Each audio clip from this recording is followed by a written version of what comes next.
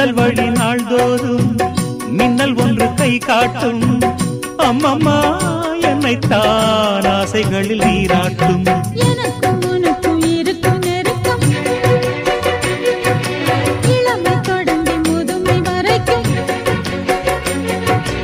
இரவும் பகலும் உறவை வளர்க்கும், இடையில் இருக்கும் தடையை தகர்க்கும்.